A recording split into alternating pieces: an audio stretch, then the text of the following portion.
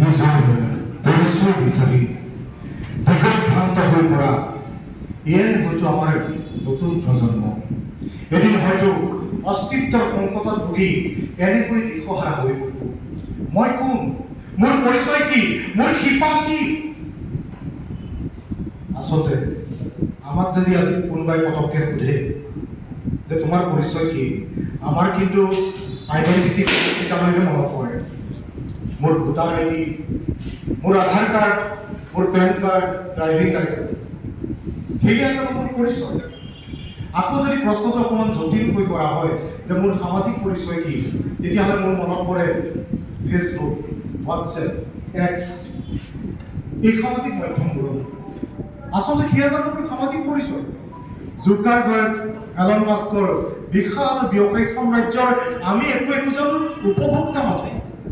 আমাৰ পৰিচয় বাৰু অন্য হৈ পৰিছে নেকি? আমাৰ পৰিচয় বাৰু অন্য হৈ পৰিছে নেকি? আমাৰ পৰিচয়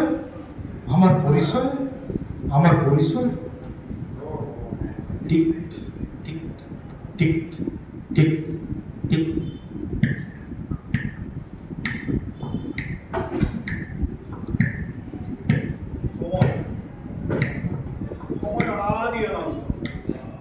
সময় গতিশীল, সময় নিজৰ গতিত আগবাঢ়ি গৈ আছে। পৃথিৱীখন ঘূৰণীয়া, সময়ো তেনেকৈ আগবাঢ়ি গৈ আছে। ঘড়ীৰ আকাৰ যেনেকুৱাই নহওক কিয়, আকাৰ কিন্তু ঘূৰণীয়া। কিন্তু মানুহে এই সময়ক পিছ পেলাই আগবাঢ়ি যাবৰ কাৰণে চিন্তা কৰে। মানুহ সময়তকৈ শক্তিশালী হ'ব পাৰিবনে? মানুহে এই সময়ক পিছ পেলাই এই যে আগবাঢ়ি যাব,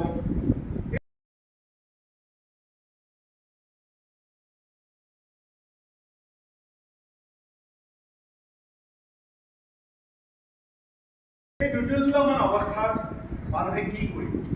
চাওকচোন, এই সময়ৰ যুদ্ধত মানুহে কি পাইছে, কি হেৰুৱাইছে।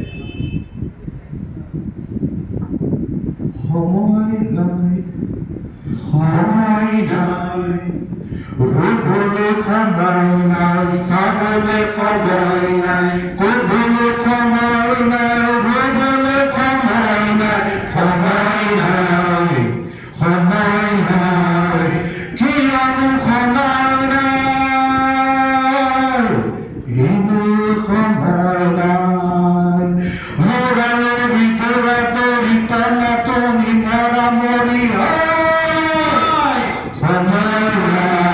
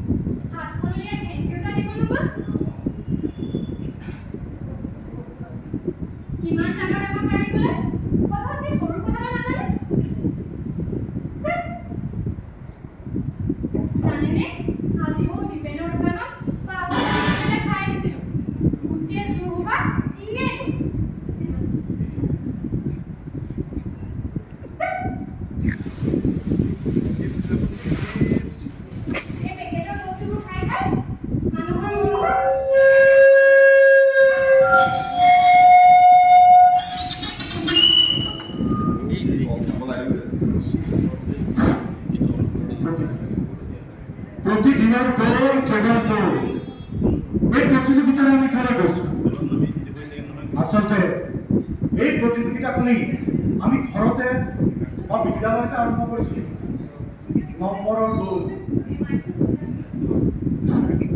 আচলতে কথাবোৰ আমি কোৱাতকৈ বৰদলৈ ছাৰে ক'লেহে ভাল লাগে বৰদলৈ ছাৰে কয় যে নামঘৰলৈ পিন্ধি যোৱা ধুতিখনতো নম্বৰ লাগে পকা মিঠৈটোতো নম্বৰ লাগে ঠিক একেঠাই নম্বৰৰ প্ৰতিযোগিতাখন আমাৰ আচলতে গোটেই জীৱনটোতে পাই গৈছে আমি শিক্ষকসকলো বহু সময়ত অভিভাৱকসকলো শিক্ষক এখন চিঠি পহুচোৱা প্ৰতি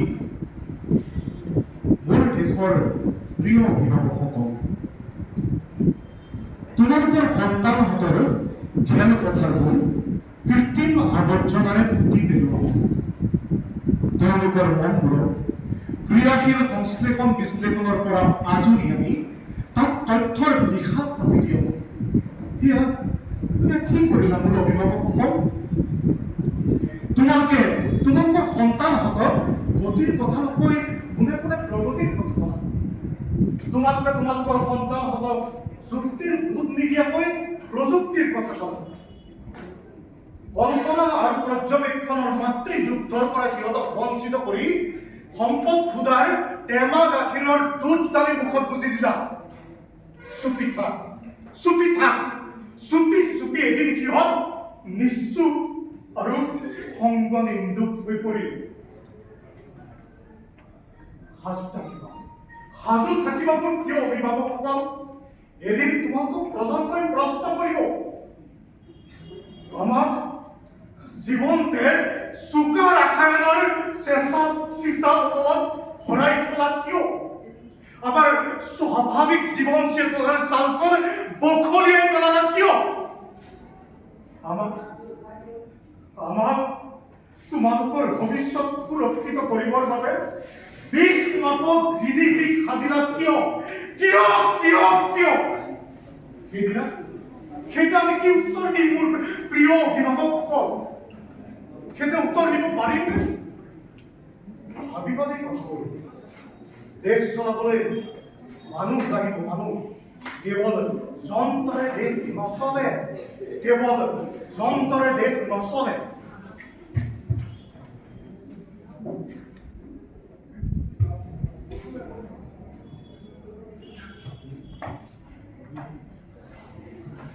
আমি অসমীয়া আমাৰ প্ৰথম পৰিচয় আমাৰ উঠি অহা প্ৰজন্মকে আমি আমাৰ অসমীয়াৰ এই বৃহৎ চহকী ভঁৰালটোৰ বিষয়ে আমি চিনাকি কৰি দিব লাগিব। আমাৰ যি ঐতিহ্য সংস্কৃতি আছে, সেই সংস্কৃতিৰ সৈতে আমাৰ উঠি অহা প্ৰজন্মক আমি চিনাকি কৰি দিব লাগিব। সেই শিপাডালৰ সৈতে আমি চিনাকি কৰি দিব লাগিব। তাৰ বাবে আমি এটা পৰিৱেশ সৃষ্টি কৰিব নালাগিব জানো? আমি তাৰ বাবে এটা পৰিৱেশ সৃষ্টি কৰিব লাগিব।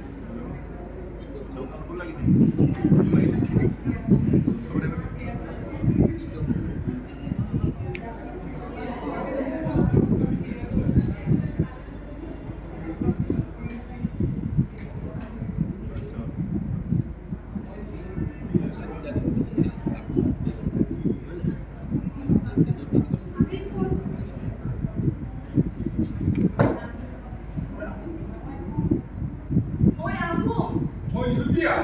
Oi, Bruce. মই আহা, মই বড়ো, মই দেউৰী। মই মুছলমান।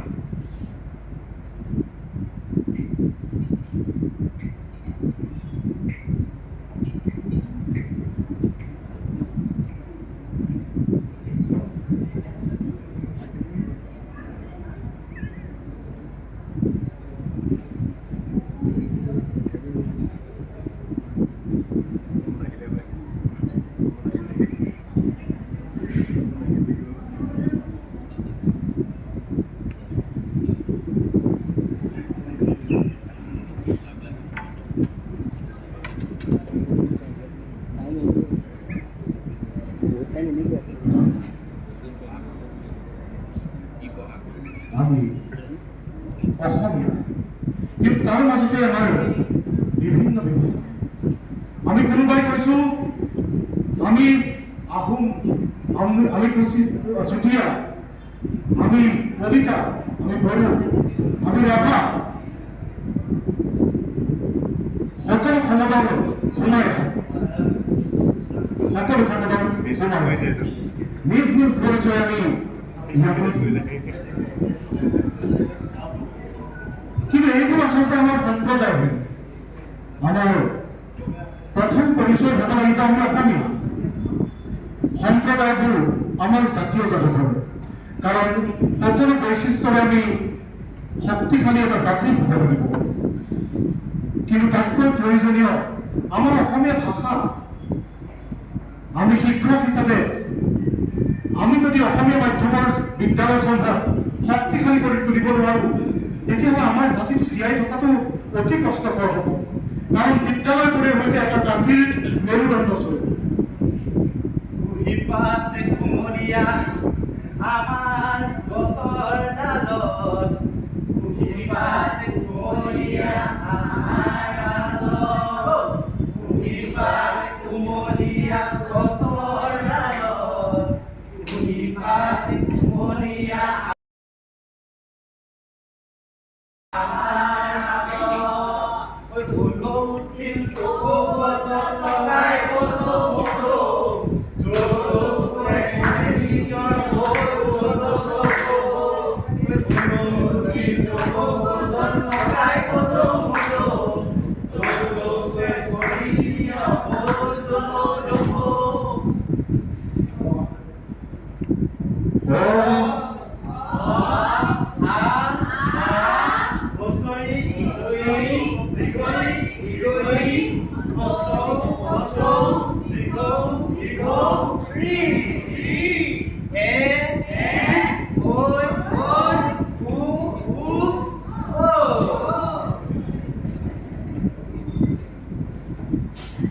অসমীয়া সংস্কৃতি বাঢ়ি ৰখা।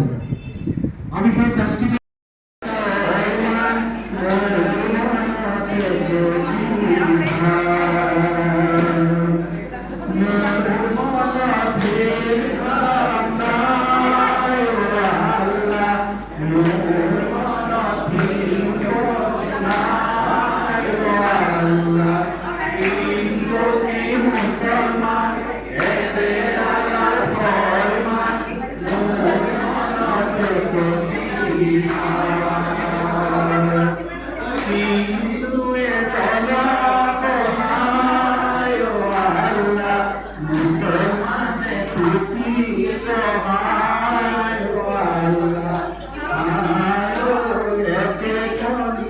জমিনার তলা মোর বানাতে থানায় আল্লাহ মোর বানাবিন নাই আল্লাহ হিন্দু কি মুসলমান একে আল্লাহর ফরমান মোর বানাতে বিসমিল্লাহ বলি মই কথা খাইল বিসমিল্লাহ বলি মই কথা খাইল সারি হাসি বলে আল্লাহ তোকারি হাসি বলে শঙ্কর যাও নামরে মাধবর ঘাতে রে শঙ্কর যায় নামরে মাধবর ঘাতে বাণিত খুঁজে পড়িল না বালিত খুঁজে পড়িল ঘর সে ফালে জাতি বাহে সুবি ঘর সে ফালে জাতি বাহে সুবি কিউনো ভাই আল্লাহ কিউনো হসিয়াটা কোনানে গরে কাঠিকানি জিয়াটা কোনানে গরে কাঠিকানি মরি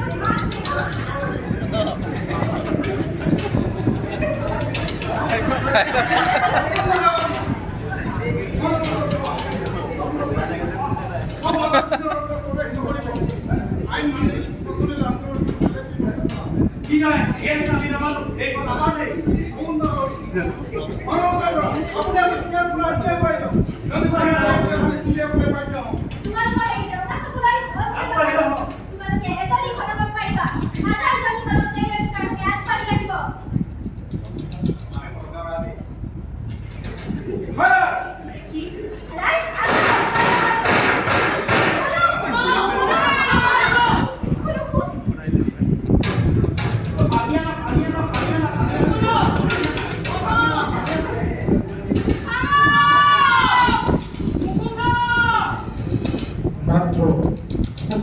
এজনী ছোৱালী তাইৰ বুকুত স্বাধীনতাৰ জুই জ্বলিছিল আজাদ হিন্দ ফৌজত তাই যাব খুজিছিল কিন্তু এবছৰ কম হোৱাৰ বাবে তাই যাব নোৱাৰিলে সেইবাবে তাই ওলাই আহিছিলে সংগ্ৰামলৈ কিন্তু তাইৰ উচ্চতা যথেষ্ট বেছি হোৱাৰ বাবে তাইৰ বুকুত গুলি লাগিলে আৰু তাই ঢলি পৰিল এয়াই হৈছে অসমীয়াৰ বুকুত শুই থকা জাতীয় ৰাষ্ট্ৰীয়তাবাদ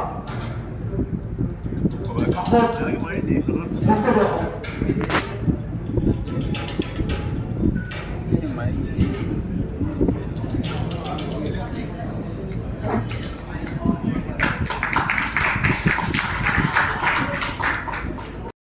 আমি কেতিয়াও এটা উন্নত জাতি হ'ব নোৱাৰিম